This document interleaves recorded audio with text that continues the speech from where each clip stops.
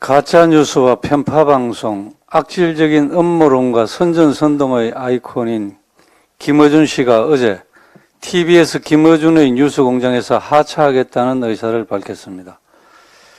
지난 문재인 정부 당시에도 청와대 게시판에 뉴스공장 폐지 청원이 올라올 정도로 국민적 지탄을 받으면서도 모로세로 일관하며 버티던 김 씨가 TBS에 대한 서울시의 지원 중단이 이루어지자 이제야 등 떠밀려 하차하는 것입니다. 하지만 그간 저질러온 온갖 추악한 행태에 대한 반성과 사과는 하차선은 어디에도 찾아볼 수가 없었으며 되레 자신의 성과를 자랑하는 듯한 모습까지 보였습니다. 기가 찰 노릇입니다. 그동안 김 씨는 방송인으로서 사실보도라는 기본 중의 기본마저 망각한 채 아니면 말고식의 무책임한 태도로 일관해 왔습니다. 사실관계와 상관없이 자신의 왜곡된 시각으로 마구잡이식 폭로와 음모론을 쏟아내고 사실과 달라도 제대로 된 사과 한마디도 없이 넘어가기가 일쑤였습니다. 천안함 음모론, 18대 대통령 선거 개표 조작설, 세월호 고의 침모설, 서울시장 재보궐선거에서의 생태땅 사건 등 김 씨는 셀 수 없을 만큼의 가짜 뉴스로 대한민국을 분열과 갈등으로 몰아넣고 법치주의에 대한 불신을 조장했으며 자유민주주의에 대한 도전을 끊임없이 해왔습니다. 심지어 김 씨는 위안부 피해자인 이용수 할머니의 기자회견에 보수단체가 그 배후에 있다는 주장도 했고 코로나 사태는 대구 사태이자 신천지 사태라며 국민과 역사의 아픔마저 좌파 권력을 돕는 데 이용하는 인면수심의 모습까지 보여줬습니다.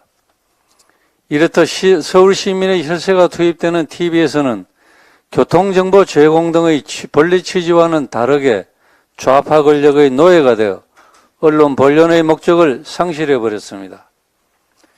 비록 김 씨는 떠난다고 하지만 그렇다고 그간의 모든 일이 없었다는 듯 끝나는 것은 아닙니다.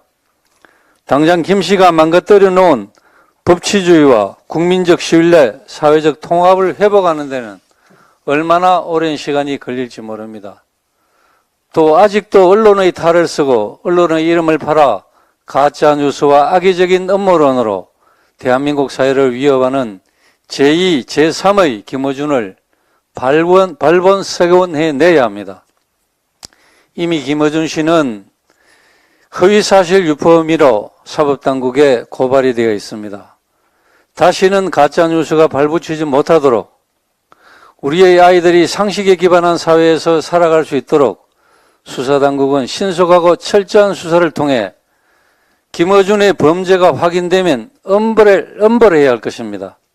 김 씨 역시 마지막 양심이라도 남아있다면 수사에 적극적으로 협조하고 그동안의 행태에 대해 국민 앞에 섰고 대지하기 바랍니다. 가방위 간사 박성중 위원입니다.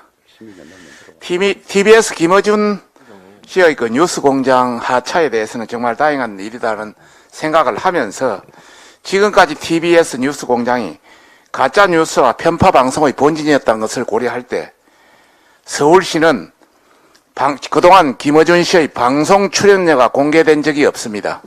방송 출연료에 대해서 맹맹백백하게 서울 시민에게 밝혀야 된다. 그 상당수는 서울 시민의 세금이 포함되어 있기 때문이라는 걸 말씀드립니다. 그리고 방심이, 방통위, 검찰에 대해서는 그동안 김어준 씨의 허위사실 유포에 대해서도 수사와 조사를 통해서 그 사실을 맹맹백백하게 밝히고 그 책임을 물어야 할 것입니다.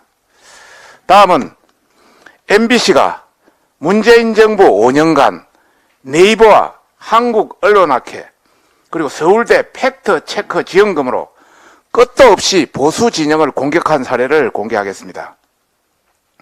MBC가 문재인 정부 5년간 네이버가 기부하고 한국언론학회와 서울대 팩트체크센터가 공동 선정하는 취재보도 지원 사업에 단독 신청하여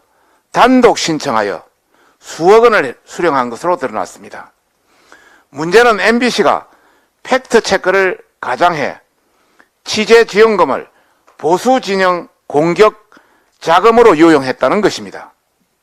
네이버가 한국언론학회에 기부한 금액은 총 7억 8천만 원 이상이며 그중 MBC는 8차례 이상 1억 6천만 원 이상을 수령했습니다.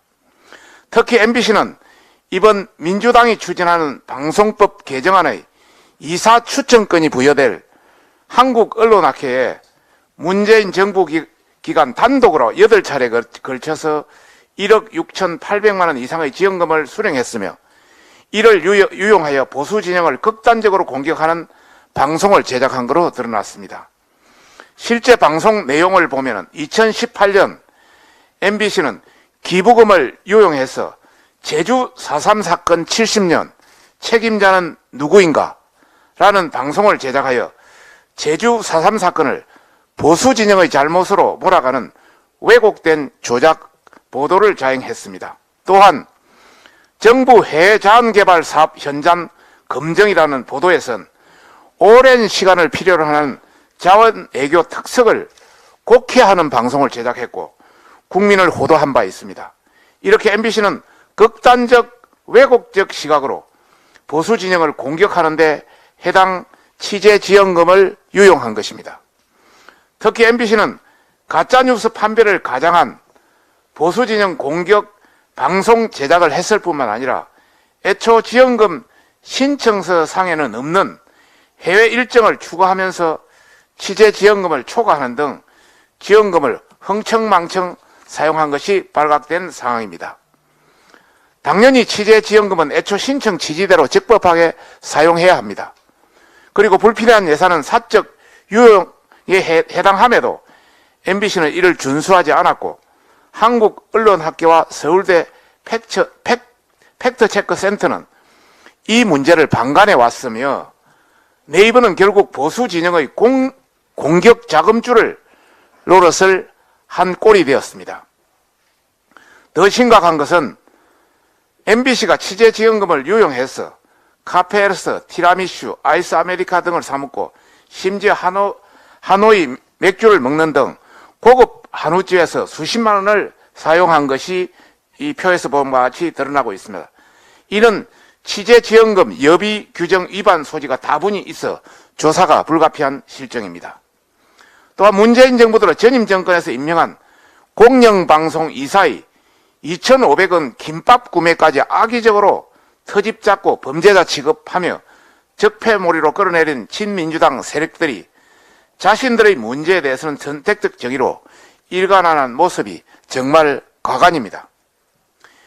이 모든 문제의 책임은 신청서를 결제한 전 MBC 최승호 사장과 현 박성재 사장입니다. 애초 사업 신청서에 결제 도장을 찍으면서 보수 진영을 공격하려는 취재 계획을 버젓이 알았음에도 신청을 허용한 것과 또 취재 지원금 규정에 어긋나는 다수의 예산을 유용한 것에 대해서 법과 원칙에 따라 엄단 책임을 물어야 할 것입니다. 그 내용은 표 2와 같습니다. 밝혀진 사실은 빙산의 일각에 불과합니다. 기업뿐만 아니라 민주당과 유착한 시민단체, 방송미디어 관련 학회, 직능단체, 대학 등의 기금이 친민주당 세력의 좌파 생태계 유지를 위해 쓰이고 보수 진영을 공격하는 자금으로 더 이상 유용되어서는 안 될 것입니다. 이는 방송심의를 통해 편파 왜곡 방송을 막아야 할 정현주 방송심의위원장의 문제도 큽니다. 특히 MBC 최대 주주인 박문진 건태선 이사장의 방송문화진흥회법에 따라서 MBC에 대한 공적 책임과 경영에 대한 관리 감독에 대한 관리할 의무를 방기하고 있기 때문에 직무유기죄로 두 사람은 사퇴해야 마땅합니다. 다시 한번 MBC 박성재 사장에게 경고합니다. 업무활동비 20억을 쌈짓 돈처럼 횡령 혐의를 받은 데 이어 취재 지원금을 악용해 보수 진영을 노골적으로 공격한 것이 드러난 상황입니다. 이런 상황에서 사장이 연임 의사를 내비치는 것은 정상이라고 보는 사람은 대한민국에 아무도 없습니다. 박성재 사장은 연임 의사를 밝힐 게 아니라 그간 자행한 편파 왜곡 조작 보도와 친민주당 세력과 한편에 서서 밑도 끝도 없는 보수 진영을 공격하며 우리 사회를 갈라치기 한 것에 대해서 석고대죄하고 지금 당장 사퇴해야 할 것입니다. 사퇴를 강력히 요구합니다. 이상입니다. 잘했어요. 예.